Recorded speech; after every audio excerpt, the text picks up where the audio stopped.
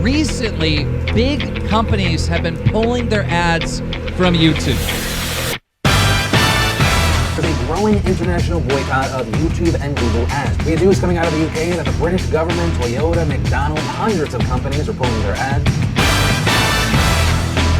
YouTube is changing in a really drastic way. A lot of YouTubers are getting their videos demonetized. More specifically, it seems like videos that are relating to anything political or potentially controversial are being targeted. Even one of my videos on the PewDiePie situation was demonetized. But of course, the range of videos and topics that seem to be getting demonetized is far greater than even that. Philip DeFranco, H3H3, Onision, prank channels, and many other YouTubers have reported that their videos are being demonetized. Look, I know that YouTubers tend to overreact and over-sensationalize new policies all the time, but in this particular case, I actually think that this change in the precedent it sets is incredibly significant. In this video, I'm going to explain to you why the future of the website is on the line here, why advertisers are putting so much pressure on Google, and why it might be for ulterior motives, and what the implications of all of this are. First of all, let's analyze what exactly YouTube's own stated guidelines are in regards to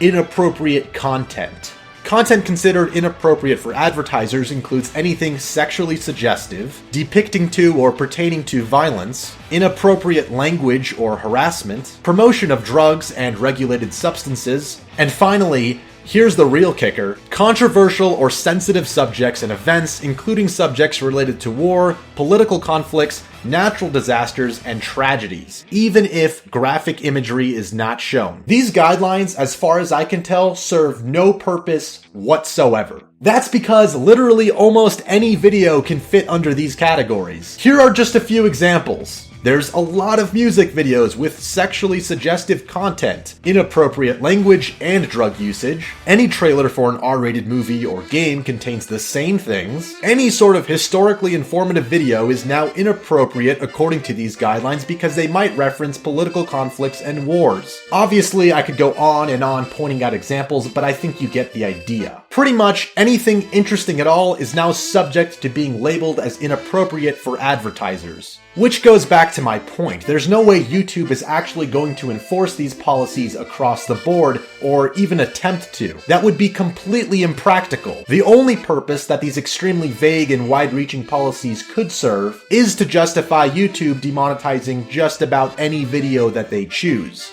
So where the fuck did this all come from, and what does it mean? Well, Google is clearly being heavily pressured by advertisers.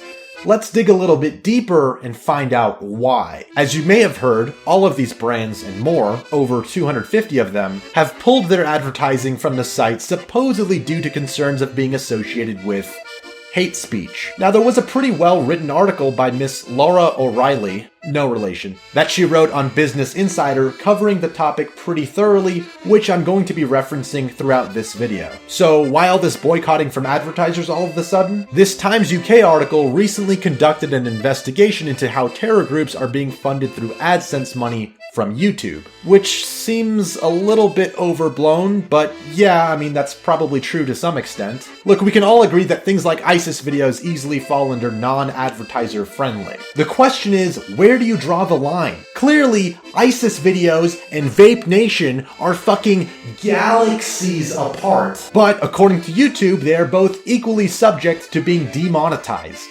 Look, this doesn't really personally affect me that much, at least not yet. I don't make a living off of YouTube or make that much income off of my videos. But a lot of others do. More importantly, this isn't about the revenue, but rather a matter of principle. It seems strange to me that this incredibly minuscule percentage of ISIS videos with ads on YouTube is enough grounds for 250 advertisers to boycott Google.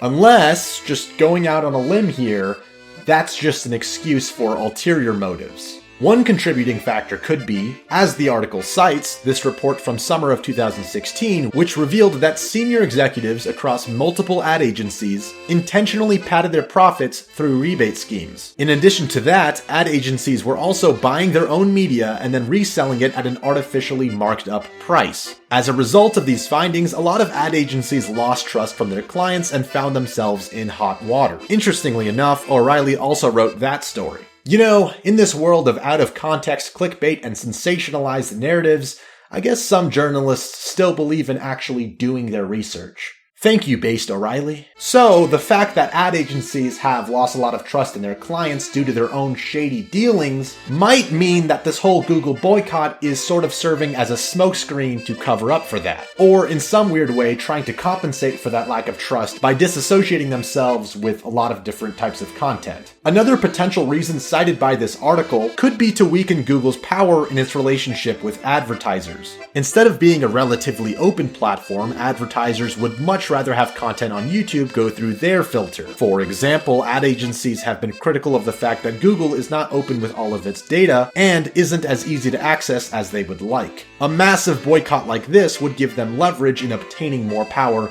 in this relationship. I've mostly been paraphrasing here, and the author goes into a lot more detail in her article, so I highly recommend that you check it out for the full context. But essentially what seems to be going on is a power play from advertisers for Google to be more compliant with their demands. And so far, Google is bending over backwards for them. This is a really serious problem, and it has the potential to greatly alter the site, as we're already starting to see now, and the kind of content that's made on it. You'd think YouTubers would unanimously be against this, but it seems like Keemstar would prefer that we all just shut up about it. And now for our next story. I've been avoiding this because I didn't want to add to the hysteria. In fact, I even called out Scarce on Twitter saying, stop covering this, shut up. But this story is so big, I mean, I have to address it. Did you hear that? He's even trying to get Scarce to not report on the story because he doesn't want to rock the boat, I guess. Conspiracy theory here, but what if Keemstar's sponsors have a stake in this boycott?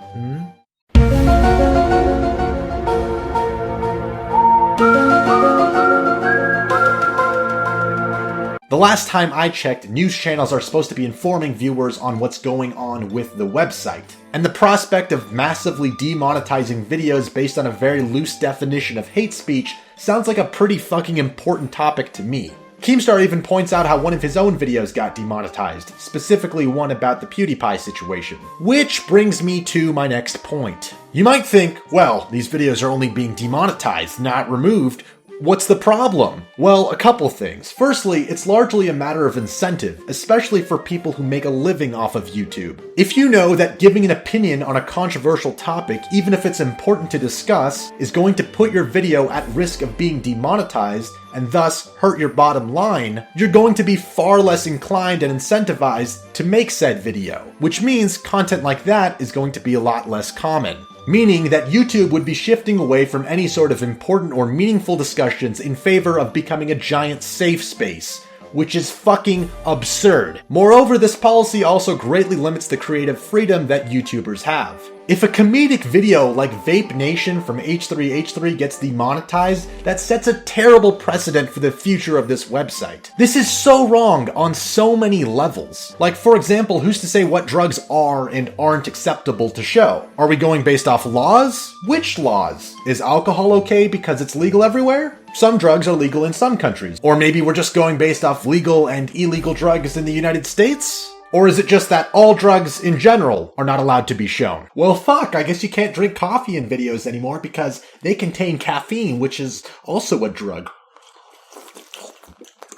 The point is, these policies need to be severely limited for them to make any sort of logical sense. The way I see it is, there are two paths that Google and YouTube can go down from here. Either the aim is to cater to the hundreds of millions of viewers and users on the site, or the aim is to cater to the greedy advertisers. By catering to viewers, as it mostly has been, YouTube is a more open platform where people can express themselves and talk about controversial things. But by catering to advertisers, YouTube becomes an Orwellian ministry of truth, dictating what people can and can't say based on the demands of those with money and power. That being said, let's imagine YouTube does go down this dark path of pleasing advertisers.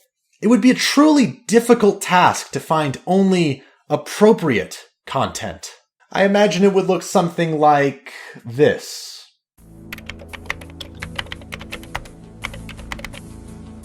After the meme war, the internet was divided into two halves, users and advertisers. I've been employed under the advertisers under the code name Content Bandit, and I'm looking for content that could surpass Metal Gear.